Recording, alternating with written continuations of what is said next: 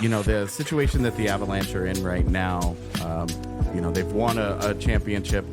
What is it like when you actually win one and then try to come back for it? How different is the mentality when you try to do it again? Hey, here we are with Avalanche legend. Just so you understand, we always refer to the Avs now as the Avalanche 2.0, and then obviously your time and my time, we call that Avalanche 1.0, and there's a lot of similarities and a little bit of a rough patch in between. But Ricci, thanks for joining us. This is awesome, and always one of my favorite teammates. And we were just talking, and AJ was saying that you were his mom's favorite player. So, hey, we're getting older, buddy. So, yeah, that's all right. Yeah, thanks for joining us. And no I worries. just want to jump right into it. And, obviously, you guys' life was turned upside down in 95, the summer of 95, when you leave a place like Quebec City to a market that's really unknown in the NHL in Denver. And talk us through it a little bit, how it was and all upside down, how crazy that summer was for you guys to just jump in and create something spectacular. I always say you guys were the pioneers here and to make hockey what it is here in the Denver area 28 years later. Well, like you said, it was different. None of us had ever gone through it. You know what I mean? And Quebec City, as you know, it was so passionate about the team that, you couldn't go anywhere. Everybody wanted to know. And I don't even think the people believe this, but we really didn't have a lot of information. Like, it wasn't for sure until, we all kind of knew it was coming. But we had a young team, that I felt bad for some of the guys like Lefebvre and Finner and guys like that had families, but we were young. We didn't really have families, and we all rented apartments, you know what I mean? So it wasn't as hard as people thought, but it was just unknown. Like, we didn't really know for sure, and people were always coming up, and, I felt bad because some of the people that you see every day were like, don't go. And it's like, they almost don't believe you. You say, I have no say. It's not like, I can say, hey, you're not moving to Colorado. So it got hectic, but it wasn't as bad as people thought. But I'm sure for the guys with families and houses and stuff, it was a little more difficult.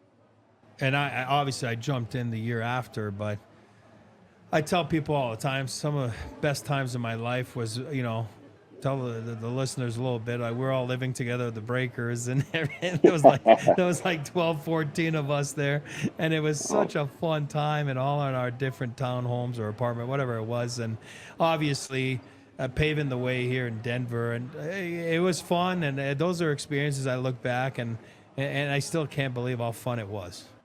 Yeah, well, you were there. You know what I mean? Like, hardworking group, battled on the ice in practice, and we had a lot of fun off the ice, and the Breaker setup was unbelievable, and it just brought, I think it added to the chemistry, and it's a lot of what I learned were during those times. There were when you start off, you're just trying to survive, right? Just trying to figure it out, just trying not to look bad, and then as you get going, you start to realize what you need to work on. And I felt like that was that time for me. And, like you said, what a great group.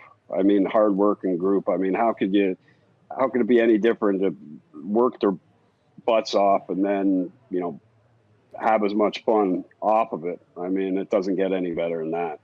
I know, because Corby did say to say hi to you. I'm not sure how he came out, which language, but he did.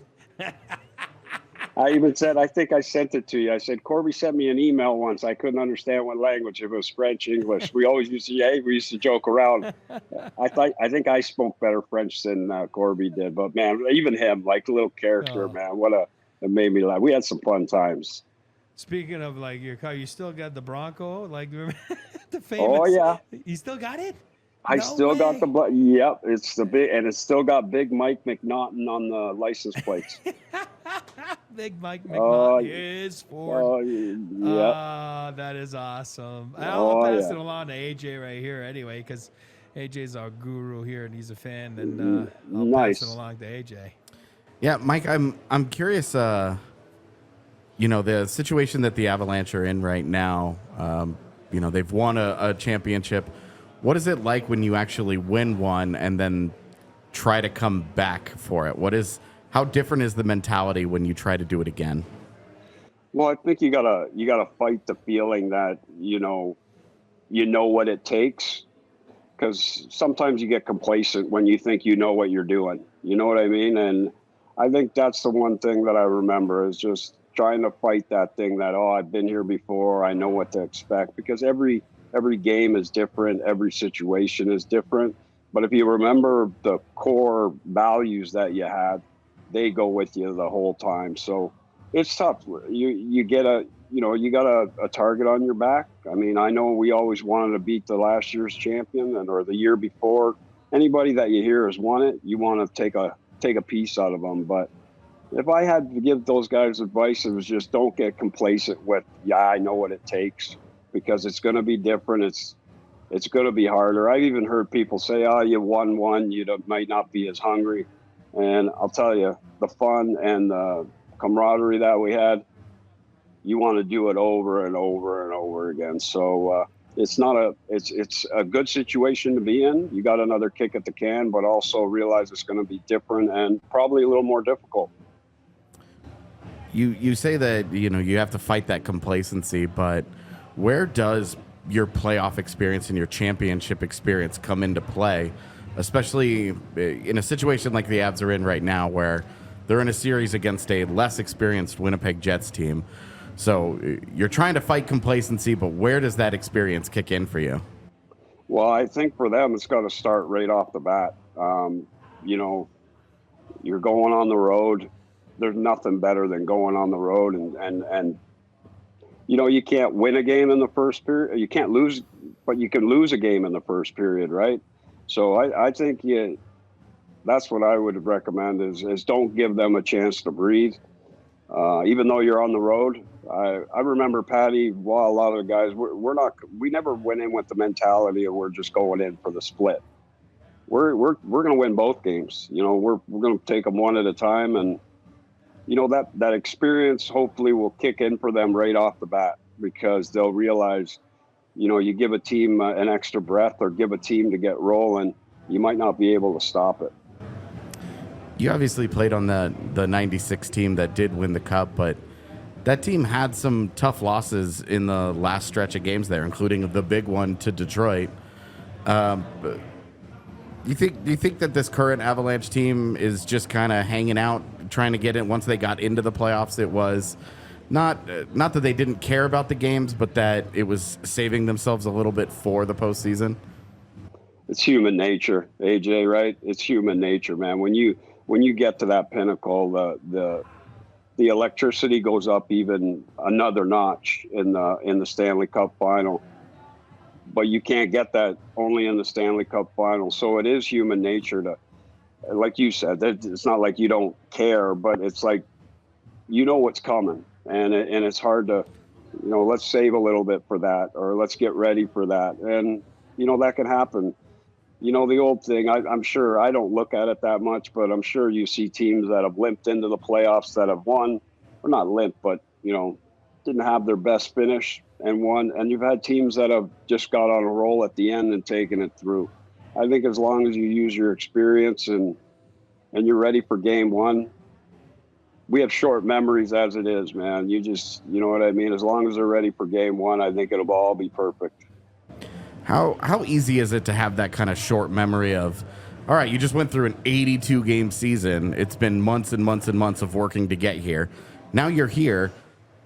How hard is it to do that full reset emotionally? Well, I'd say it's easy. It's one of those things. You can just feel the difference. They've got made their own rivalries. I'm sure they've had some battles with Winnipeg. Winnipeg's a great team, but I think it's just natural. And I like to tell people, if you don't go into game one and have that intensity, you're never going to find that. There's nothing you can do leading up to it to get that, playoff intensity. When that national anthem goes off, and if you don't have it, you were never going to find it. You know what I mean? So I think you'll know a little bit early, but it's such a jump. Like, regular season to playoff hockey, there is a difference. And I haven't played it in a long, maybe it's changed a little bit, but trust me, I knew the difference when playoff time was coming around. I'm going to jump in backwards a little bit, and I'll tell you something. I know you know it, but there's so many guys that you and I played with that are now working in management. You know, think of like Joe, and obviously yourself that's been with the Sharks now for a gazillion years, and then when I see the Saving Sakic documentary come out a couple days ago, right, and people don't realize I was with Joe that morning. That was the funniest thing when he walked in the gym and he's like, "Yep, just got the offer sheet," you know, like the old man's gonna be unhappy. And I was like, it took 2 seconds, and then the intercom was asking for my name at the front desk. But my point being, you being in management now, and I'll say something. I know you know it, but it's a business, and I'll tell the viewers, like, Mike was one of my dad's favorites of all time, and you know, and I know you know that, and it was a business decision. And my dad always said, you know, God, he hated doing that move. And when you look at the documentary, you understand, you know, they were in trouble financially. And then once you hit a certain status like you did, then you know, they were keeping Peter, Joe, like whatever it was, Footy and Patty, right? And then it was a business. Now knowing that you're in management, like, you look back and say, like, oh man, it sucks that sometimes it is a business, because you wish you could all be together, right? You form a family, and then all of a sudden you got to let people go. And it always killed my dad to let you go, and not just you, but I'm using you because you're here right now. And then it's just like a gut-wrenching experience. Have you felt it a little bit in management, like or are you looking back at your career, understand like, oh man, that must have been tough for guys to make moves? Yeah, you know what, man? If you really want to win championships, like you said, and you don't have to win, like just be there, able to win it. Yeah. You have a love for those players. You know what I mean? Like, even, you know, I hate talk about it, I hope it doesn't make, but Pierre, everyone used to think, oh, Pierre hates you. Pierre is always mad at you, always think. I knew Pierre liked me, and I loved him. I don't know if he ever told you. Well, I said I was going to burn his house down if he traded me, but there was a lot of rumors going around, right? And he told me straight up, we ain't trading. And I was like, are you sure? And, you know, I knew it. And now you feel it, man. Like, it don't matter. Like, you know, it's so hard. But you got to do what's right for the organization. And when Pierre called me in and traded me, if he would have traded me the year before, you know me, I would have tore up the office, man. I would have been so mad. But he gave me what he promised me, and then after that, I knew, and I moved on, and I'm sure, it hurt me too. You know what I mean? Like, I wasn't even mad. It was just like, it was upsetting, you know. But I knew I was going to get more opportunity to play. But that happens still now, man. It's so hard. Like, people think it's easy to do. It's not, man. It really isn't. And if it is easy, then it's probably not the right player. You know what I mean? You probably should have got rid of him way before that. So, yeah, we all talked about it. We understood the business, but there was a love there for everybody. And I'm sure it was just like it was hard for me to leave. It was hard all the way around, but it was the right time. And I got promised what I got promised. I got another kick at the can. I got 2 more kicks at the can with that team. So, I would have liked to stuck around and you know, and tried it. I think would, you know, and be around a little bit more, but like you said, you can't, you know, you got to move on. So, yeah, it's never easy, man, for either party, even the guy leave, even when I left. I mean, even though I was happy I was going to get more ice time and stuff, I was like, I still don't really want to go. I love it. And I want to switch a little bit gears here to like, AJ's in love with obviously the amateur draft and prospects. And I just said it's funny you're here today with us because, you know, the Phoenix franchise moving to Salt Lake, and you kind of went through that, but also working in San Jose now, you know, having a tough year, and, you know, I'm not here to make fun of the San Jose Sharks, meaning a tough year. You've been through it with the Quebec Nordiques, and, you know, obviously lots of prospects coming in, and I know AJ's got a few questions on that for the turnaround of the San Jose Sharks. Well, yeah, you know, Sorry, go ahead. Sorry. Go ahead. No, go ahead. I thought you were asking me a question. No, go ahead. You know, AJ's the man, not me. No, Yeah. my big question would be developmentally, which of the Sharks young guys should we have on our radar? Who's the guy that we're not talking about enough about right now that you think has a chance to be pretty good? Well, AJ, I hate answering that question because you always forget somebody, or you know what I mean? You're asking a loaded question here. But, our prospect pool is getting better. Some of the kids they drafted last year, really excited about when I watched them a little bit. I don't see them a lot. We have other guys that go visit, but, I hate answering that question because to me, they're all NHL prospects until the team gets rid of them. But I think with the group we have coming in and after this year's draft, how about this? I promise you, after this draft, if I'm still with the Sharks, I will answer that question for you. But it's hard, man. You're putting me in a tough spot. These guys, they figure this stuff out. Trust me, if I play an old timer game, they're on me about my stick. They're on me about my back check. They're on me about everything. So something like this, they may never talk to me again. All right, fair enough. One guy specifically that I do really like personally to watch, and I'm just curious what your thoughts on him in general are. But William Eklund finally got a little bit of consistent NHL ice this year. How do you think he's coming along for the Sharks? Eki really made a big stride this year. And I'm not afraid to say this kid, whatever his potential is, he is going to hit. He works extremely hard, very intense, has a very old school mentality about learning. Like he'll look you in the eyes and he'll make you explain why, which I love. And his intensity and his work ethic. He understands what he needs to get to the next level, which is great. And the only thing I can say about Eki is that whatever his potential is, whatever his ceiling is, he will hit it because he's a very hard worker and he's a smart kid and he's a kid that wants to win too. So he's got some great qualities. Great. I appreciate it. Thank you. Well, no worries. It's awesome, Reach, and we're going to wrap this up, but it's funny because it's 28 years now, the Avalanche, and it's funny because people always bring up, it goes back to Mike Ricci, and it goes back to Adam Deadmarsh, and I did talk to Deddy a couple of days ago.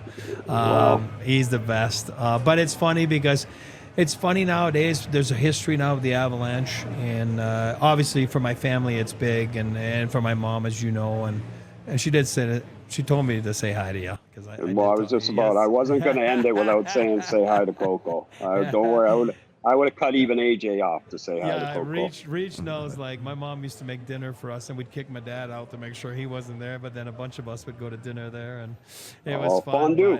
Fondue. A little fondue, Oh, my God. I love going in there and kicking Pierre out, too. I'd make sure, Pierre, get out of here. No, it's fun, and hey, again, thank you. I mean, from obviously all the Avalanche fans, you're a big part of the history here, and now there's like substance to it. It's kind of nice, and we can't thank you enough for joining us today. And you're always going to be remembered as original Avalanche and a great teammate for a lot of us. And good luck with the San Jose Sharks again. I appreciate it, guys. I appreciate it. Obviously, Colorado has a big place in my heart. They treated me well, and like I said, I want to say hi to Coco, but also Pierre Lacroix taught me a lot. Was really good to me, and I wish he was still around, but I just wanted to make sure that there's a lot of people that really love that man, boy. I appreciate it, buddy. Thank you very much. You're the best. You're the best, buddy. Thank you. See you, my friends. No worries. We all silly like the mayor.